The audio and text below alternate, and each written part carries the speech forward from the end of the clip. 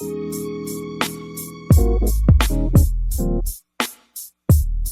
to SuperTalk, a podcast hosted by Hillside Public School Superintendent Glover. The goal of SuperTalk is to provide an informative platform where Hillside Public School students, staff, and stakeholders can have a candid conversation with the district superintendent, as well as be spotlighted for their hard work and initiatives.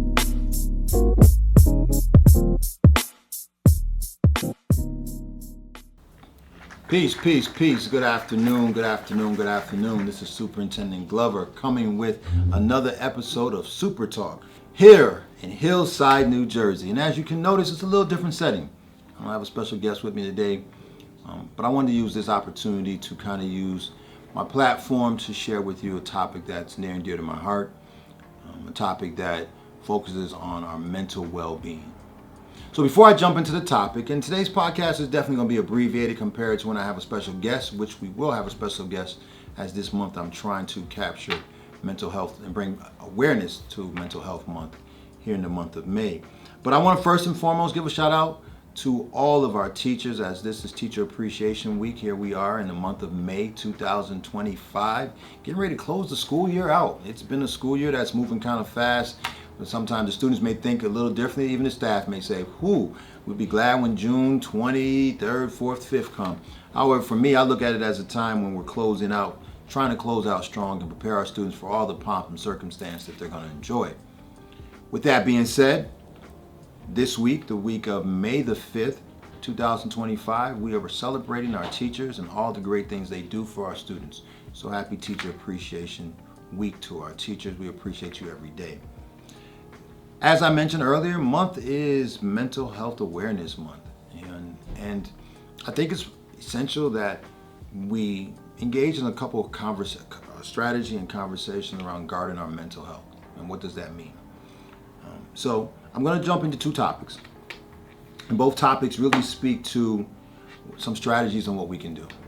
Topic number one that I just want to continue to urge and pour into our young people and to our teachers about the importance, and our parents, the importance of the impact of vaping and marijuana use in young people, and its impact it's having in not just their academic well-being, but their mental and social well-being.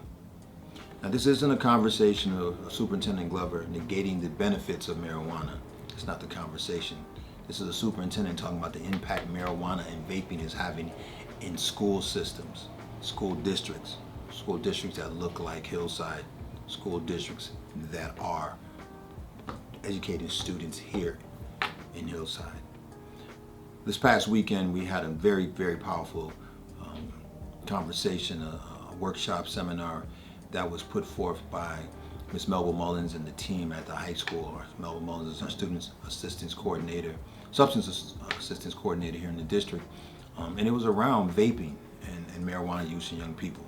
Last time I checked, the laws state that marijuana use in underage and under people under 21 is illegal. However, we do know that the marketing and the selling of products to our young people has increased. And as a result, many of our young people are turning to vapes, marijuana use, and other substances as a way of soothing the anxiety, the fears, or whatever depressions they may be experiencing. And then some people just seeing it for recreational use. My call to action and my urge is for our parents and our community stakeholders to begin to ask these questions. Why? Why do you feel the need to engage in something that is going to have damage to your brain and have lasting impact? I mean, I'm looking in the camera and I'm saying this. Why? Do you understand what's happening with our students, with our children, when they engage in the use of narcotics, when they engage in the use of vapes? Those chemicals are coming into their system, and it's not soothing them, it's impacting them. And we're seeing it play out in our classrooms on a daily basis. If you are struggling with mental health challenges, please do not turn to these artificial stimuli that are not going to help you. I urge you to get help. Superintendent, I'm good, I don't need help. We have school counselors in all of our buildings. We have social workers in all of our buildings. Hopefully you all are connected to a pediatrician or some type of outreach medical center that you can step in and say, I need help. Number two, you're going to see, as part of this conversation, I'm going to put forth an image with a phone number that allows you to say, I can call and get help. But this is my urge to seek help for those, or to plead for those to get help that need it. So as the screen goes to this image of hotlines and outreach centers that you can to, I urge you. And if you know someone that is struggling, someone may be watching this podcast just saying, let me see what Superintendent Glover is talking about. This is another opportunity for you to say, let me help you. Call. Because if you save their life and prevent them from becoming addicted to the stimulus that's out there, these stimuli that are out there, you would definitely be able to say you can see them on the path of recovery and taking back control of their own mental health and their own mental health needs. So we see an issue, we're going to ask why, and then we're going to point them in the direction. This is how you can help yourself. That's number one. Number two, it's okay to be in the uncool crowd if everybody else is doing it. We've seen the images, we've seen the videos of the impact of nicotine, the impact of narcotics, the results of folks drinking and driving, but you also have people driving high, walking high. The impact is not something that's helping young people's bodies now. The research is out there. If you are between the ages of 12 and 17, you're doing damage to your brain. Your brain cells can't recover at the same rate as someone who may be an adult. You're having an impact on not just your own well-being, but you also can potentially have an impact if you ever decide to have children. You're also causing a lot of stress and anxiety in the lives of those who love and care about you. Well, my friends do it. I got family members that do it. Again, age matters. Age matters. And your brain is still developing, and it's going to have an impact. Well, Superintendent Glover, you don't know I suffer from anxiety. I have depression. Again, I'm going to put forth a number that you can call. Call this number and let this be the first connection to an outreach center, a mental health practitioner, someone that can guide you through your mental health journey.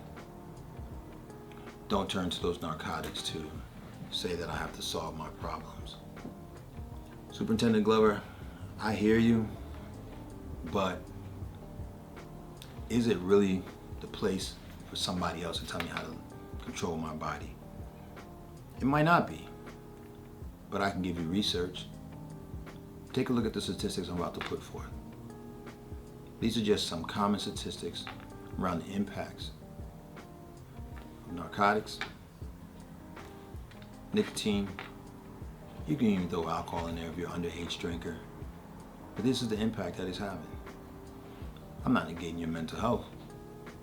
I'm pushing you towards seeking treatment from a licensed clinician. Then I'm also urging you to talk to your family and leverage the resources in your family. And hopefully those resources will allow you to feel much more confident as you go out there and seek treatment. Superintendent, why are you bringing this up? I recently had to look at some data points in regards to the students at our high school, and I saw with my own eyes. The number of vapes that are coming into our schools by the hands of our students is unacceptable, it's scary. The number of students who are caught coming to school after you can tell and smell the marijuana use before they even walk in the door tells a story. The middle school students that I see being disciplined due to the fact that they have vapes is concerning. And recently, an elementary school student, early elementary school student, coming to school with narcotics on them. I don't know if they were to use personally to distribute, I don't know, but what I did know is that in our district we can't have that, and it has to speak to, this is an alarm that must be sounded very loud with all stakeholders and members of the community understanding, I need your support. This is not just a school district problem, it's a community problem. And it becomes a community problem, then it leads to other things that the community does not want to invite into our great Hillside Township. So usually when people turn to narcotics or other forms of soothing themselves, it's because they're struggling mentally. There's something going on personally, and it's a seek for help. So I'm giving you the olive branch and saying I'm gonna help you. Again, this number that's being posted and shared with you right now, reach out. It's a hotline. It's free. It's for you to go out and say, hey, I'm struggling right now and I can tell I need some help. No matter what your age. And it's anonymous. And no one needs to know that you're going through your own form of therapy. We transition from vaping and from the use of marijuana to a personal story and personal journey of me, because this is how important mental health is. I think we all have a story. Just a sidebar, if you want to catch the full episode of Saturday's mini conference we had, conversation in regards to vaping and marijuana use in young people, state of emergency that took place this past Saturday, May the 3rd. It's going to be live on our website within the next 24 hours. So you can check it out. There's some good strategies. In fact, one of the presenters will be doing a podcast with me this month. Again, we're celebrating and bringing awareness to mental health.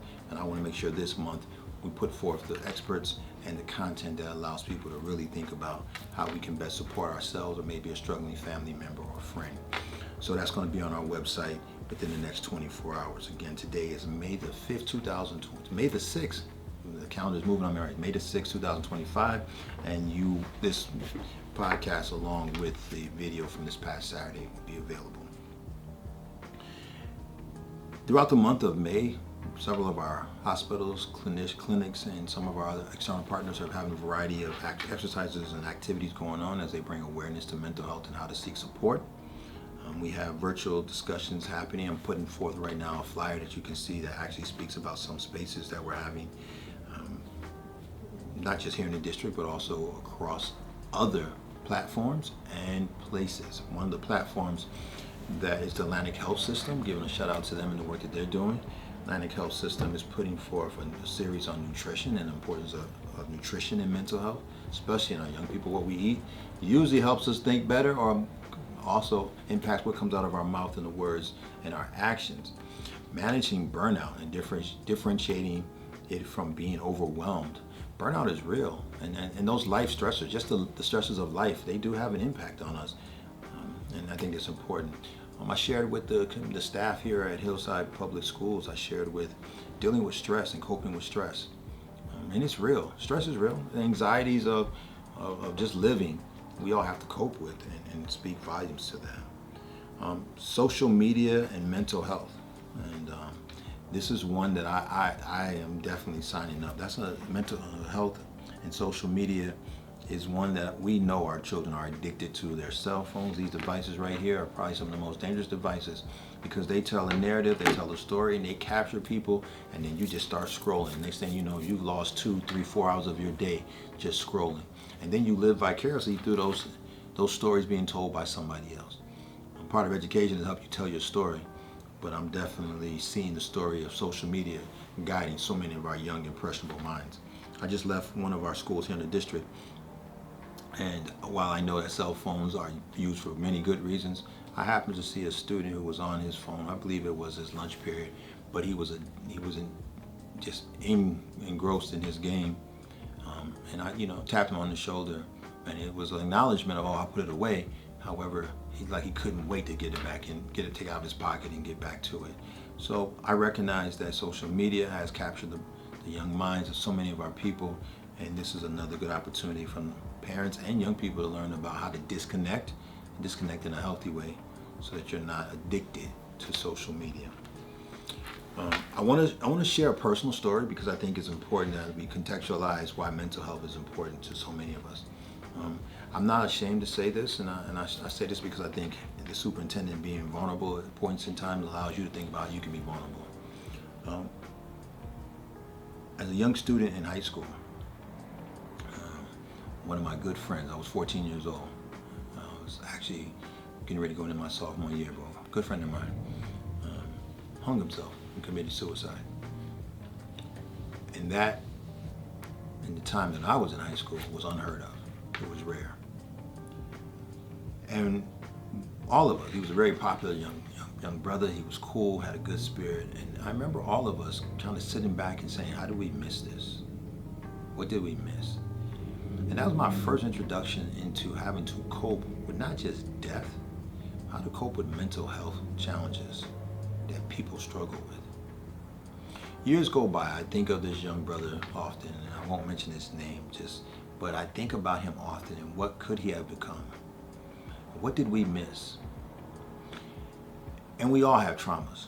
We all have events in our lives that cause us to sometimes fall into this quiet, somber shell. It may be the death of a close loved one. It may be the loss of a job. It may be something, loss of a relationship. It could be anything.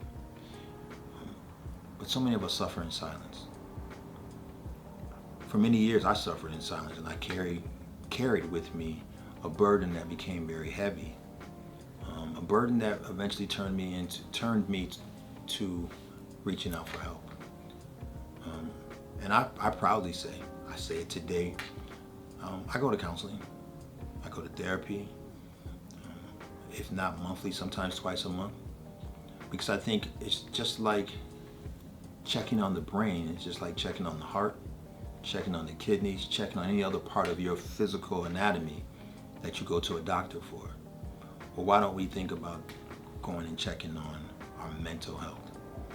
So I get checkups, I get monthly checkups, because life is real. Whether it's managing a relationship of family members, your loved ones, those that you care about and you know care about you, whether it's managing a relationship of your professional space and all that you need to be when you show up to your professional workplace, whether it's managing those relationships that people that come into your space that you may not have invited. Sometimes that feeling of being overwhelmed, anxious, fear, all that gets heavy to handle. And while we may put on the outside this glow and smile, sometimes people are struggling inside. So I vulnerably share with you that when I was a high school student, I had to cope with the loss of a friend at a young age. And I never really processed that at that point in my life, and it wasn't until I got older in my 20s that I began to process it. But what it made me realize as I got into my 20s, my 30s, and much now into my older years in my 50s, that mental health is something that doesn't go away. It's something that we have to manage. Our own mental health is something that we can let anybody else solve for us. We have to solve it for ourselves. So another strategy I put on there is, especially for communities where people say you don't go get help, you don't tell people your problems, it's okay to talk to people. Find the right clinician, the right practitioner that can work you through your mental challenges. And they may differ and they may evolve. You may walk into a counseling session and be there because you're grieving. And the next time you may walk in because you don't know how to deal with a coworker that is challenging you. And then the next time you may walk in there because you're happy because you have a great relationship and you want to see it evolve. You may struggle with the fact that your children are having their own internal struggles, and how do you be the best parent you can be?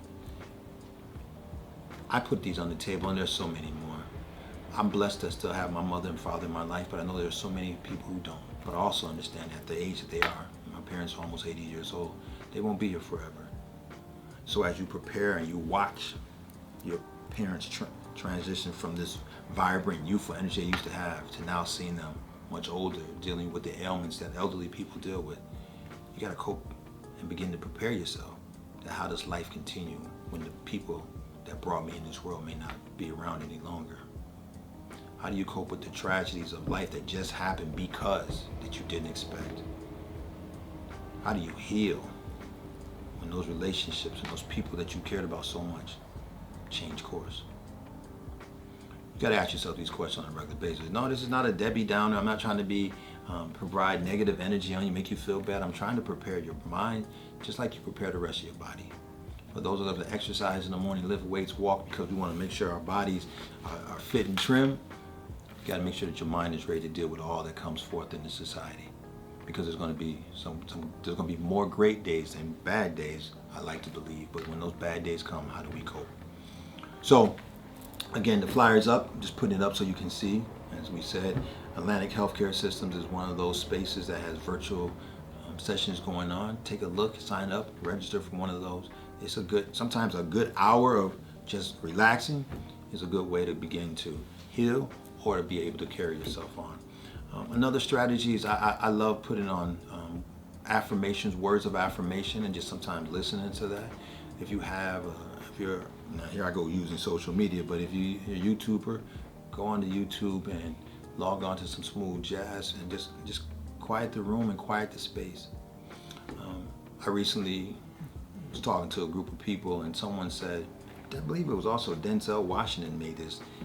Ironically, I heard this come out of his mouth, but I also heard a friend reiterate this. When you wake up and put your feet on the morning, you're blessed to wake up and see another day. Before you pick up your phone, before you do anything, just stop, sit silently for a minute, and either say words of affirmation to give confidence and breath to yourself, or say that prayer that allows you to thank the Creator for the journey that you're about to begin.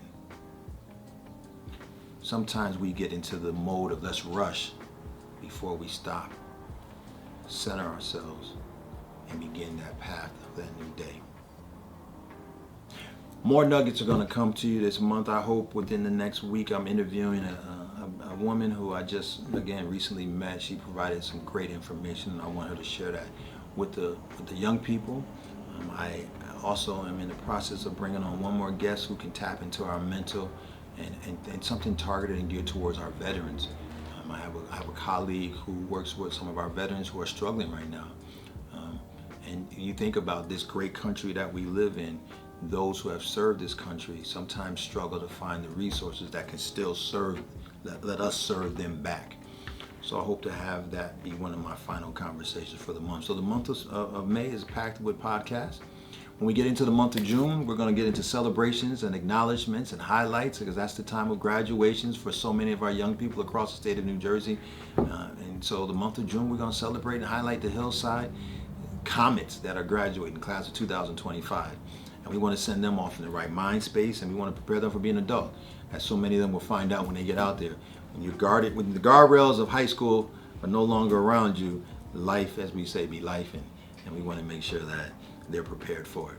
So let's continue to stand up. Let's continue to show out. Hillside, stand up, because I know you and I together are going to make Hillside, the township, and Hillside Public Schools a great space to live. Let's get it. Let's go.